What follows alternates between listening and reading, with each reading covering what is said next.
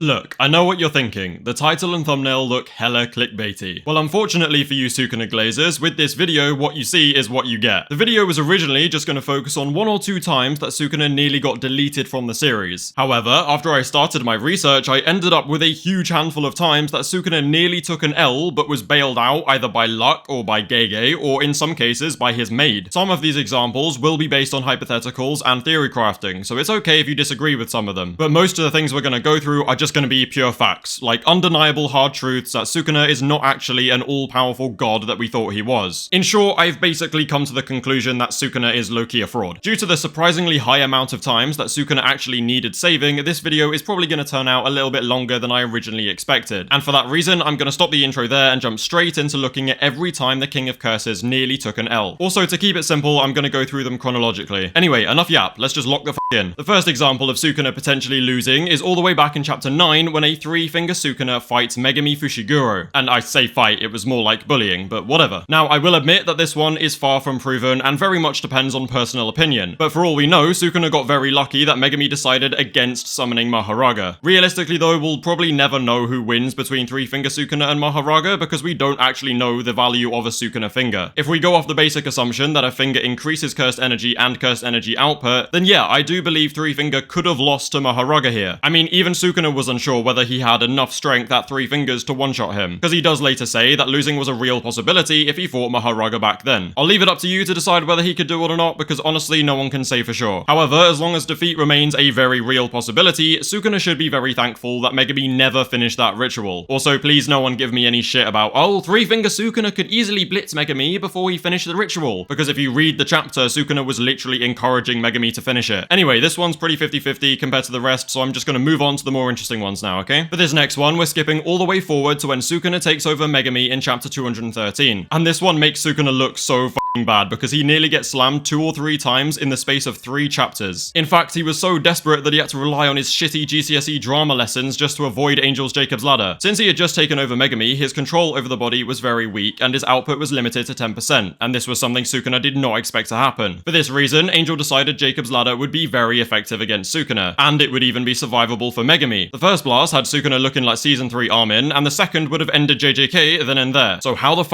did the all-powerful Sukuna survive this, you ask? Easy. He put on a comically bad performance of pretending he was Megumi, and despite Angel warning her, Hana fell for it like the lovesick smooth brain that she is. Was there any insane skill here? No. Sukuna was just lucky that he was facing such a brain-dead opponent. Actually, do you know what? It's not even that. He was just lucky that Hana simply happened to know Megumi from one random day years ago. Oh, and it gets even worse. After stopping for a quick bite, a heavily nerfed Megana found himself facing 2 literal demons, Yuji Itadori and the invisible woman Maki Zenin. Honestly, the look on Sukuna's face when Maki pulled up should tell you everything about how stressed this guy was with his Miwa ass output. Yuji got right back up from Sukuna's shit ass scratches with that very familiar look in his eye, and if it wasn't for Uraume swooping down to save his bum ass, I genuinely believe that Sukuna would have got cooked. Yuji's eyes look the same way they did when he awakened Shrine later on. Sukuna also found a small and suspicious looking dismantle cut on his hand following this encounter, so I legit believe that if his maid did not bail him out, Yuji would have awakened then and there during that fight instead and absolutely rinsed Sukuna alongside Maki. All of these things heavily suggest that he was on the road to awakening, and with Sukuna being as nerfed as he was, there is no reasonable way of denying that he would take an L. So thank you Uraume for saving the King of Frauds and allowing JJK to continue for a little while longer. Anyway, it's finally time to move on to every time Sukuna nearly lost to the strongest sorcerer of today, Satoru Gojo. And I'm not gonna lie to you guys, the majority of times where Sukuna nearly takes L's are in this fight because Gojo is just the GOAT. Some of them, like the one I'm about to discuss, are just hypothetical scenarios and ways that Gojo could have won. The rest of them are simply times Sukuna got plain lucky. So let's start at chapter 223, right after Gojo fires his first 200% Hollow Purple. When hit with Gojo's 200% Purple, Sukuna lost both his reinforced arms. And of course, without your arms, you cannot expand a domain. So Sukuna was unable to use Malevolent Shrine for a few short seconds. Now, if Gojo cared only for winning and not fighting, then he would have expanded Infinite Void right then and there in that moment. Gojo used blue to reach Sukuna well before before Sukuna's hands had healed, meaning he can move fast enough to get it off in time, but he took the time to just sit and yap instead of end everything right then and there. And of course, Gojo has the single best guaranteed hit in all of Jujutsu Kaisen. In fact, while stuck inside Malevolent Shrine, Gojo takes the time to gloat about how his Limitless is far superior to Sukuna's Shrine. I mean, even Sukuna said he wanted Infinite Void gone first, and it's no surprise why, because it's just an Insta Win the moment it hits you, which is at least 0.2 seconds after Gojo expands it. Not even Sukuna can heal his arms and expand a domain that quickly. Only Hikari would be capable of a feat like that. Also at this point, Mahoraga hasn't adapted to shit and Gojo is in peak condition, so it's just a free W. But obviously Gojo wanted a real fight because he is Gojo. Also, please don't give me any of this, oh, Sukuna can just run away. Okay, cool, then why can't literally every other character in the verse do that against a domain expansion, including Gojo later on when he's stuck in Malevolent Shrine? Okay, this next one is again not that straightforward since we have very little information on the context of how this happened. In chapter 228, Gojo fiddles with his barrier to make it a bit stronger, and then he fights Sukuna inside their clashing domains. We don't actually get to see the fight, but after 3 minutes, both domains fail, meaning that Gojo did enough damage to Sukuna for his domain to completely fail. Considering Sukuna previously took a close range reversal red to the face and his domain survived, I think it's safe to assume that Gojo did a truck ton of damage off screen to actually cause Malevolent Shrine to collapse. And although we don't see how, Sukuna comes out of the domains with a gaping hole in his chest. Skip forward to chapter 229 though, and we do see how that hole got there. Due to the dazed look on Sukuna's face, I always thought this was from Gojo stabbing Sukuna in Infinite Void. But that's obviously not the case because it shows Gojo sprinting towards Sukuna moments after that, and the chest hole has been there for a while now. What this panel is a flashback to something that happened in chapter 228's off-screen domain fight, since Gojo's explaining that he is specifically targeting Sukuna's heart and other vital organs. This is because Gojo plans to bring Meguna's body closer to death than Yuji was at the detention center, since he knows that Megumi can still be saved that way. However, if it wasn't for this plan to save Megumi, Gojo could have been much less conscious of what kind of damage he deals here. He could have just gone straight for the decapitating neck shot rather than the heart. What this panel shows is A, Gojo is strong enough to penetrate Sukuna with his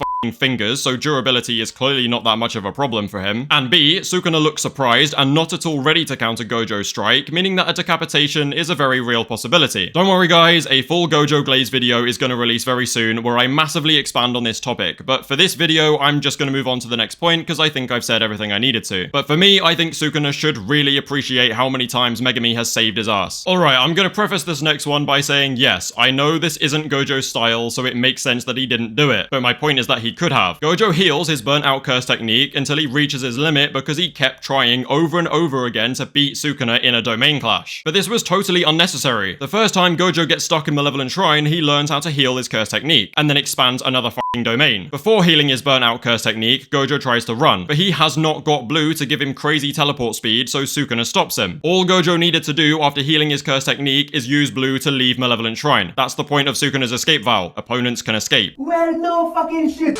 If Gojo plays strategic, then he can avoid Malevolent Shrine completely, avoid having to heal his curse technique more than once, and even put Sukuna at a major disadvantage. I'm pretty certain that open domains cannot move, but even if they can, Gojo is just faster. The only way for Sukuna to successfully trap Gojo would be by placing a barrier around the domain, but then Gojo can just normally clash the domain and destroy Sukuna in hand-to-hand. If Gojo stopped trying to outright beat Sukuna's domain with his own, and instead played it smart, Gojo outright mid-diff Sukuna, because Sukuna's domain and removing Infinite Void is what gives Sukuna the win over Gojo. In a pure hand-to-hand fight without domains in play, and without any strain on Gojo's brain, he just outright mid-diffs that fight. I mean, even Sukuna said that taking Infinite Void out of play was his priority for the beginning of that fight, so if Gojo doesn't let that happen to him, then he's good. But yeah, Gojo's not really about that playstyle, so it happened anyway. And again, I don't want to hear any, oh, Sukuna would just kill Gojo before he figures out how to heal his curse technique because it took him a few minutes. Like, yeah, he probably could have, but he didn't. Like, read the fight, he literally didn't do it. Gojo did heal his burnout curse technique. It is just a fact. The last two examples have been focused on how Sukuna is very fortunate that Gojo is such a well-written character, because Gojo's experiences and suffering being alone drove him to relish in fighting someone stronger than him instead of boringly winning. The next one is very similar to this, but overall, Sukuna does just get lucky again. After both domains are gone, the wheel starts spinning for the adaptation to infinity. Once coming into initial contact with the technique, the process begins and it is sped up with each additional interaction. With only 3 spins left, Gojo decides, f it, I'll keep attacking anyway, and that keeps on speeding up the adaptation process. Sukuna then got big-brained when Gojo circled a surprise red around the building and directly into Sukuna's unamped back. Bro then literally put the King of Curses to sleep with the coldest black flash in the whole